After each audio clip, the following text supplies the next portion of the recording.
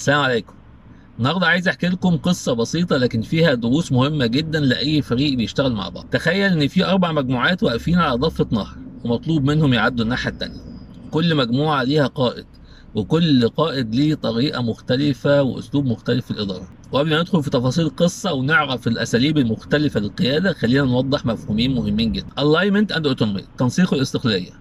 التنسيق ان احنا يبقى كلنا شغالين على نفس الهدف وماشيين في نفس الاتجاه. الاستقلاليه ان كل فرد من افراد الفريق او الفرق المختلفه اللي شغاله على نفس الهدف بيكون عندها حريه التنفيذ. والمفهومين دول جناحين لو اشتغلوا مع بعض بتوازن البيزنس بيطير وبيروح في الاتجاه الصح. وخلونا نرجع تاني لقصه ال4 مجموعات اللي واقفين على ضفه النهر عشان يعدوا الناحيه التانيه. المجموعه الاولى القائد بيشتغل معاهم باستقلاليه ضعيفه وتنسيق ضعيف. وصلوا ضفه النهر ما قالهمش هم يعملوا ايه ولا هدفهم ايه ولا هيعدوا ازاي، وقال لهم محدش يعمل حاجه غير لما يرجع. والحاله دي بتخلي الشركات والفرق واقفه في مكانها ما بتتحركش مهما عدى عليها الزمن. والمجموعه الثانيه القائد بيشتغل بتنسيق ضعيف واستقلاليه عاليه. اول لما وصلوا قال لهم تمام يا جماعه اعملوا اللي انتوا عايزينه، انتوا مش صغيرين واكيد عارفين مصلحتكم. فالنتيجه الفريق فيه حركه كبيره وحماس ونشاط وحيويه، كل واحد بيتحرك في الاتجاه اللي هو عايزه وبيعمل اللي هو عايزه بمنتهى الحريه.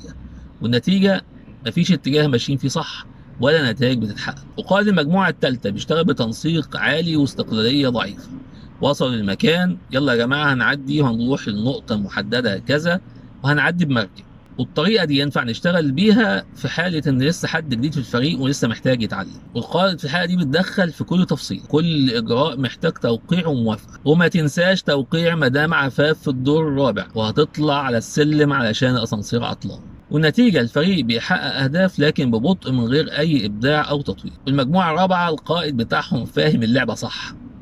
وصلوا الضفة، حدد معاهم الهدف، هنعدي الناحية التانية لنقطة محددة، يلا بينا نتفق سوا هنعدي ازاي. سابهم يتكلموا ويشاركوا ويسمع آرائهم واتفقوا هيعدوا ازاي. والطريقة دي اللي بتستخدمها الشركات الناجحة تتطور وبتنمو بسرعة.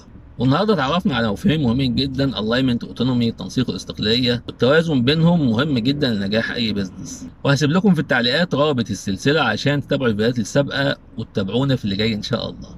والسلام عليكم.